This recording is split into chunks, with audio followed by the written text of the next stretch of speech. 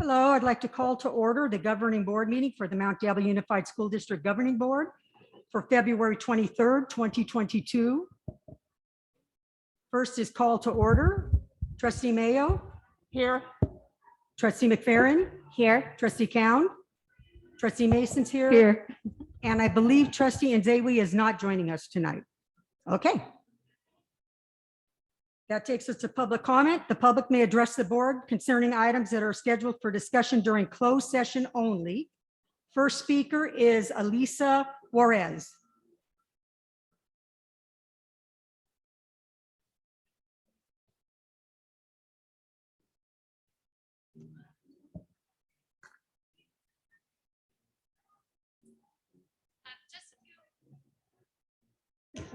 There you go. Okay. Just a few of the lessons I teach our students, especially at the secondary level, are how to deal with misinformation, validating websites and other information they find on the internet, and fact-checking and research techniques. These are important skills that today's students need, not just for their academic life, but for their everyday life. We are bombarded every day with information through social media, TV, newspapers, etc. And sadly, if you cut the secondary librarians, these skills and lessons will not be presented to our students. Part of the course's study for my master's degree was learning how to teach these life skills along with other aspects of digital citizenship and internet safety. I've heard the board speak several times about implementing a digital citizenship program in the district, but you already have trained teachers who teach these exact subjects as part of their curriculum, and we have been for over a decade. Now, one of the functions, if not the major function of the school board, is to act as a check and balance for the district. You are the top when it comes to the district. The district can present information, but the idea is that you look into it, research, validate the information given to you, and then vote on an appropriate course of action. And unfortunately, it seems these last steps keep getting skipped. Time and time again, it doesn't seem like you're asking any questions of the district or fact-checking the information they present to you. And I'm not asking that you take what the union is presenting as gospel either. I'm just asking that you do your due diligence by taking the time you need to really look into the information the district and the union has presented to you, and ask yourself whether it's the whole story, corroborate the numbers, research past budgets to identify trends that can help you make better decisions about the current budget. Because really, the budget negotiations, that's why we're all here. I would ask that you remember that as an employee, I too am just as invested in the district remaining fiscally solvent. But I also know that while on a smaller scale, my personal budget can be reworked and money moved around to pay for things that are truly necessary and the things that I want, because my budget reflects my priorities. And right now, your budget reflects that your priorities are far from student driven. Now, Dr. Clark may be telling you that cuts are necessary to provide a raise, but the truth is that the budget simply needs to be more finely scrutinized. Please look at every line item in the budget to see if there are places money could be redistributed to cover other costs, like perhaps the $49 million currently allotted to books and supplies. And when you ask what certain monies are really being spent on or what it could be spent on, don't stop with asking the district. Ask other independent sources not hired by the district. Do your research, be aware of bias, and validate the information you are receiving from multiple sources. The money is there for a raise for all employees. And if the budget were reworked, there wouldn't be a need to cut programs and staff. You have the time to take a moment and do the work. You don't have to vote on cuts tonight. You can call a special board meeting after you've all had time to do your due diligence. You were elected to do the work and make decisions that will positively affect the students in this district because they deserve the best. And so I would also ask too that you just talk to your bargaining team, because even though we are headed towards a strike, we don't have to be. If you direct them to settle now, if you look at the budget and find the money, we can settle this now and we won't have to go any further, because we all know a strike is not what's best for our students. And so as they say, you know, I don't want to strike, but I will if I need to, because I need to stand up for our teachers and for our social emotional well-being, because teachers' working conditions are students' learning conditions. Thank you. Thank you. Next, we have Laura Saragosa.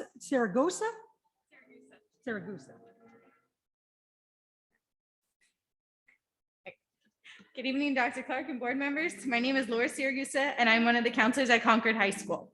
I've been a part of the counseling department since counselors were brought back in 2015 when MDUSC marketed itself as a destination district. I'm here because I hope we are able to settle our contract and find a resolution. Over the last few years, especially with the pandemic, our job has become a 24/7 position. My team has spent multiple weekends this year responding to different crises and planning for how we will support students and families over the weekend and the larger community when we return the following Monday. The need for mental health support has greatly increased since our return to campus. Our students thankfully have built relationships with us as counselors where they feel comfortable popping into our offices at any given time.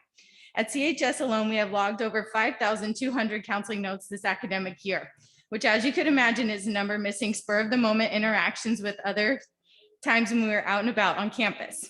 Our caseloads have become more impacted by the needs for academic support and making sure we are keeping students on track for graduation, signing them up for credit recovery and necessary classes to make sure they have all the opportunities available that they wish to pursue.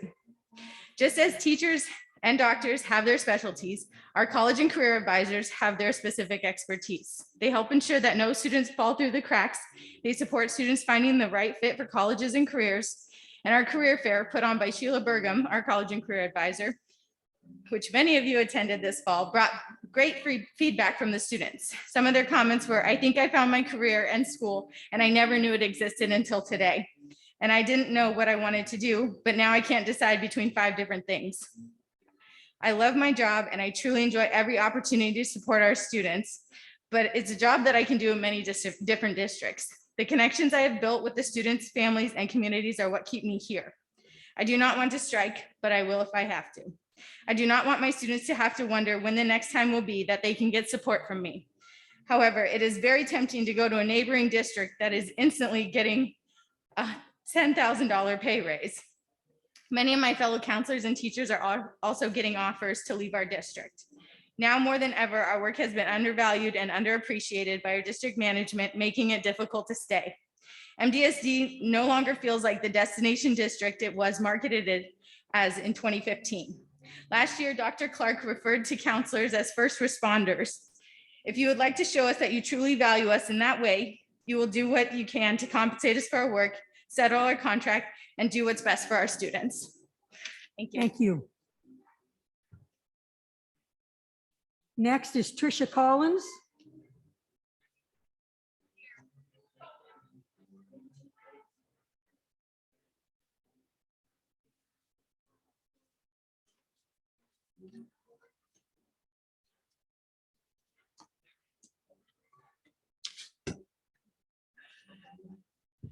Hi, can you hear me? Okay. Good evening, trustees and Dr. Clark. I'm Trisha Collins, teacher at Silverwood Elementary. I would first like to thank you all for what you do for our school district. I know that you spend a lot of time dedicated to serving our students and giving back to our community. I ask that you consider an approach to reductions where students are seen as the core of an onion, and the outside layers are those programs, services, and other costs that are the furthest away from the core. Before we consider reducing instrumental music teachers that directly impact students, for example, is there another outside layer that can be reduced that does not have a direct impact on students? I saw that the newest list of cuts shows us moving some expenses from the general fund to restricted funds. What else can be moved to other parts of the budget? A 7% raise is simply not enough for a 6-year period where the district will have received a COLA increase of 21%. What is more important than the numbers, though, is the people behind these numbers. These are our custodians, secretaries, special ed staff, bus drivers, teachers, etc. They are parents, grandparents, and members of our community. They work tirelessly for our children and our future. What matters is treating these people with respect, acknowledging their worth, and finding a way for them to receive a living wage in the Bay Area, one of the most expensive places to live in the world. What has been padded that could be lowered in the budget? $49 million has been budgeted for books and supplies this year, but we have never spent more than 10 to 15 million. And I only saw 2.5 million used thus far on the first interim report. That one category alone could cover all of the funding needed. How else can we think outside of the box? I've got one that I've noticed. It won't save millions, but it would definitely save hundreds of thousands. The HVAC runs 7 days a week, including weekends, holidays, and breaks at our schools.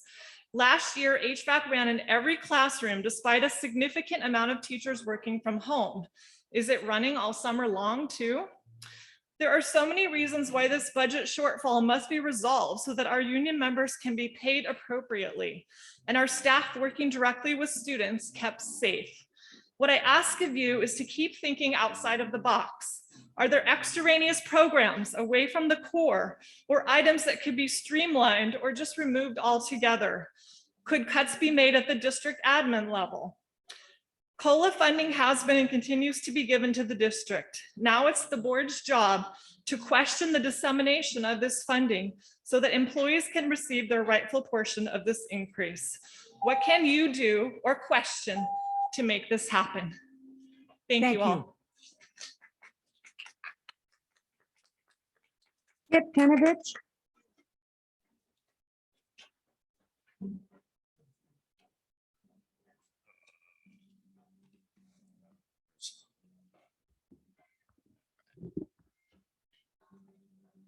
Good evening. My name's Kip Penovich from Northgate High School.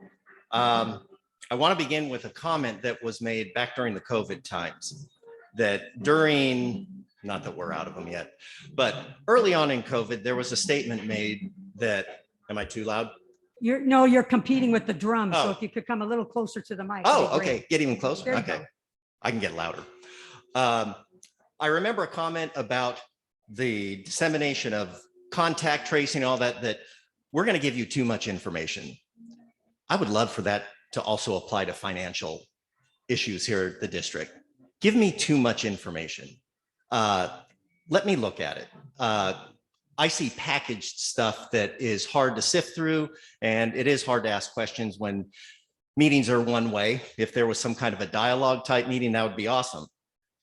Now, you're being presented a list of cuts tonight, but before you really act on any of those, I would ask you, have you seen the second interim budget yet?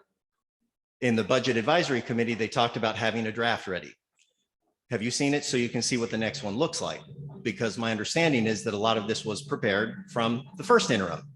And with the second interim, it was referenced that the dartboard, which generates a lot of the numbers, have changed. And one of the numbers that may have changed would have been the COLA percentage for next year. And that would have gone from about 2.5 up to 5.3, which 2.8%, at least with some of the rudimentary calculations I crunched, would translate to $7 to $8 million more of income for next year. Another thing that I would ask you to research and ask about would be the funded ADA. For the next 3 years, at least in the first interim budget, they're projecting an ADA attendance for the district of just over 26,000, or just around 26,000 for the next 3 years, which is a pretty low percentage. I'm not noticing kids not coming to my class. So when they say, when you're told that the attendance rate is 90% and maybe next year it'll go to 92, I'm seeing better than that. So if that is not an accurate number, that would generate more income. My understanding is that I read an article that the PERS rate will go up next year, but then over the next 3 or 4 years, it's supposed to come down, which would lead to a little bit of a savings. So I hope that you're getting accurate information and you're asking questions so that you can see where these numbers are coming from and if they seem to be reasonable. Because it was mentioned also at another one of the BAC meetings that there are multiple scenarios. I'm sure some of them are worst case, some of them are best case, and some of them are middle of the road. I hope you have access to all of them. Thank you. Thank you. Okay, that concludes our public comment. So we will now be going into our closed session. For closed session tonight, 3.1 negotiations. The board may discuss negotiations or provide direction to its representatives regarding represented employees pursuant to Government Code Section 54957.6. 3.2 possible discipline, dismissal, release, or reassignment of public employee, Government Code Section 54957B1. 3.3, admission of student number C-22 to the Mount Daigle Unified School District. Thank you. We are now in closed session.